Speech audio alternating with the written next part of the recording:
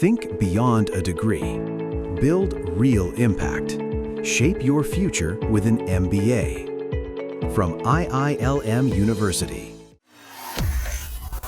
पिछले दिनों पाकिस्तान, सऊदी अरब और तुर्की के साथ मिलकर इस्लामिक नाटो बनाने का ख्वाब दिख रहा था, लेकिन इसी बीच अब भारत ने बड़ी चाल चल दी है। भारतीय नेवी अचानक सबसे बड़े मुस्लिम देश पहुंच गई है। जी हां, इंडोनेशिया।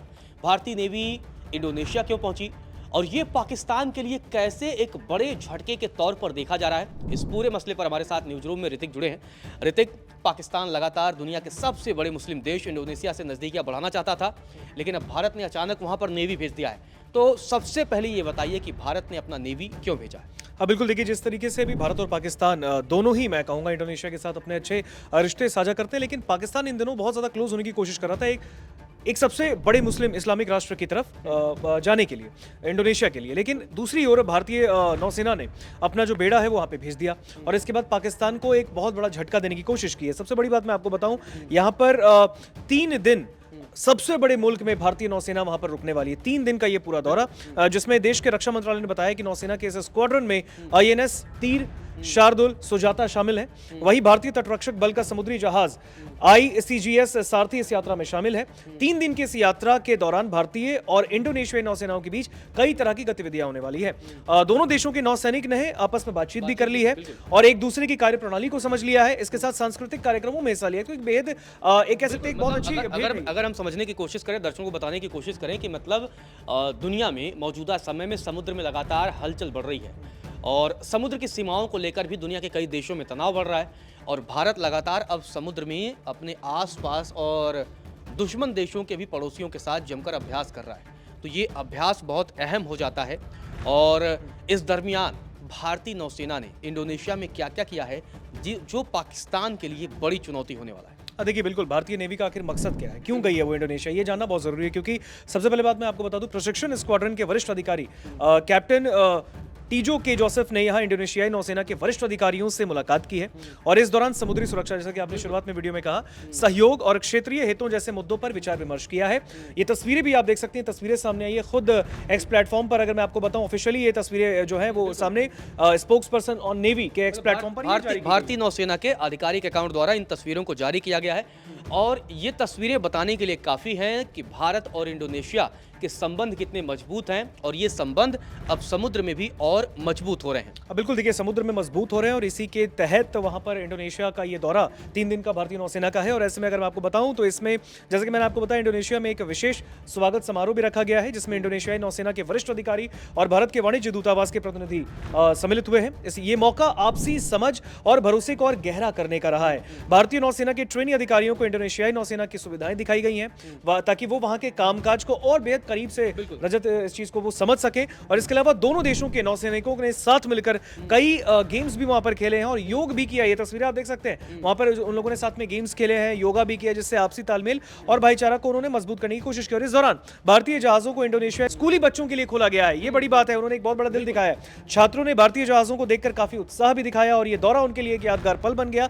कुल मिलाकर ये यात्रा भारत की एक ईस्ट नीति और महासागर नजरिए को आगे बढ़ाने की दिशा में एक बहुत बड़ा कदम कह सकते हैं। और इससे न सिर्फ भारत और इंडोनेशिया के रिश्ते मजबूत हुए हैं और होंगे, बल्कि पूरे क्षेत्र में शांति और सहयोग का संदेश भी गया है। लेकिन पाकिस्तान के लिए बहुत बड़ा झटका है, क्योंकि पाकिस्तान एक तरीके से इंडोनेशिया के साथ बस अपनी बातें कर रहा था, बयानबाजी कर रहा था, लेकिन भारत ने सिर्फ थ्योरी पे काम नहीं किया, प्रैक्टिकली भी वो तस्वीर दिखा दी है। इससे पहले आपको बता दें कि लगातार पाकिस्तान इंडोनेशिया से नजदीकियां बढ़ा रहा था, लेकिन अब भारत और इंडोनेशिया ने मिलकर समुद्र में अभ्यास किया है।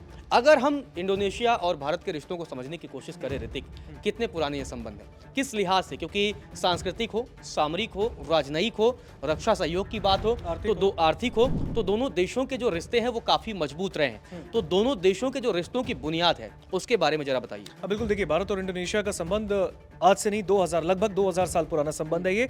और क्योंकि इसके पीछे की, जैसे कि आपने कहा, सांस्कृतिक, ऐतिहासिक और आर्थिक संबंध इसके सबसे बड़े जड़ है।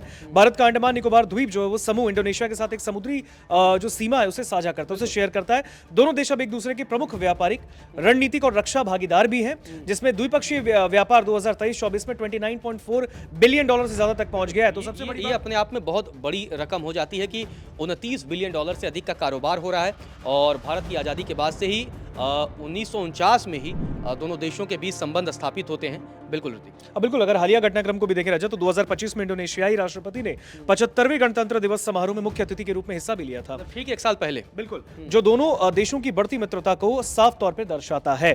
दोनों देशों के बीच 2025 तक द्विपक्षीय व्यापार को दोगुना करने का लक्ष्य भी है और भारत इंडोनेशिया के बुनियादी ढांचे, ऊर्जा खनन और विनिर्माण क्षेत्रों में लगातार निवेश बढ़ रहा है। लगातार मैन्युफैक्चरिंग के सेक्टर में भी दोनों काम कर रहे हैं। ये भारत और इंडोनेशिया के रिश्तों की बात है। अब अगर हम समझे पाकिस्तान और इंडोनेशिया के संबंधों को कि आखिर कैसे पाकिस्तान इंडोनेशिया से नजदीकियां बढ़ा रहा था, खासकर ऐसे समय में जब वो इस्लामिक नाटो की एक भूमिका तैयार कर रहा था। सऊदी अरब के साथ उसने एक पैक्ट किया और उस पैक्ट में टर्की की भी एंट्री की बातचीत चल रही थी और ये मिलाकर एक इस्लामिक नाटो बन रहा था। तो क्या वो इंडोनेशिया से नज़दीकियां बढ़ा करके इस्लामिक नाटो में इंडोनेशिया को भी शामिल करना चाहता था? क्योंकि जैसा कि आपने बताया कि अंडमान के साथ इंडोनेशिया, अंडमान के पास समुद्र में दोनों देशों की समुद्री सीमाएं आपस में लगती हैं। तो ऐसे में वो इस पैक्ट के जरिए क्या इंडोनेशिया को अपने वहाँ शामिल करके वो भारत पर दबाव बनाना चाहता था? हाँ, लेकिन इसमें कहीं ना कहीं देखें तो पाकिस्तान को मुंह की खानी पड़ी है। भारत के साथ इवन इंडोनेशिया भी नहीं चाहेगा कि भारत और पाकिस्तान में अगर उसे भी कंपैरिजन करना पड़े तो उसे पता है कि पलड़ा किसका भारी है। उसे पता है कि भारत का पलड़ा जो है वो हमेशा से भारी था है और रहेगा, और इसीलिए उसने भारत के साथ एक अच्छी दोस्ती का हाथ उसने बढ़ाया। दूसरी बात मैं आपको बताऊं, पाकिस्तान के साथ आप इंडोनेशिया के संबंध की बात कर रहे थे, ये भी एक मजबूत संबंध रहा है। हम इससे पीछे नहीं हटेंगे क्योंकि सिर्फ हम ये नहीं कहेंगे कि पाकिस्तान का वहां पे फिसड्डी मामला रहा है, लेकिन देखिए पाकिस्तान ने भी एक मजबूत वहां पर ऐतिहासिक रूप से मजबूती जो है इंडोनेशिया के साथ शेयर की, जो कि 1950 में स्थापित राजनयिक संबंधों के साथ साझा सांस्कृतिक और धार्मिक मूल्यों पर आधारित है। देखिए दोनों देशों के बीच ट्रेड, व्यापार, खास करके ताड़ का तेल और कपड़ा और रक्षा सहयोग जैसे JF-17 लड़ाकू विमान, ड्रोन में हालिया बढ़ोतरी देखी जा रही है, जो उनके रणनीतिक साझेदारी को गहरा करता है। और सबसे बड़ी बात मैं आपको बता दूं, पाकिस्तान और इंडोनेशिया के संबंध का मुख्य पहलू है वहां के ऐतिहासिक और कूटनीतिक संबंध, वहां के व्यापार और आर्थिक साझेदारी, रक्षा में सहयोग, बहुयामी सहयोग और शिक्षा और सांस्कृतिक संबंध। लेकिन सबसे बड़ी बात मैं आपको बता दूं, यहां पर रक्षा सहयोग एक बहुत बड़ा मैटर करता है, क्योंकि इंडोनेशिया ने पाकिस्तान से रक्षा उपकरण जैसे JF-17 थंडर लड़ाकू विमान और जो शाहपर किलर ड्रोन है खरीदने में काफी रुचि दिखाई थी।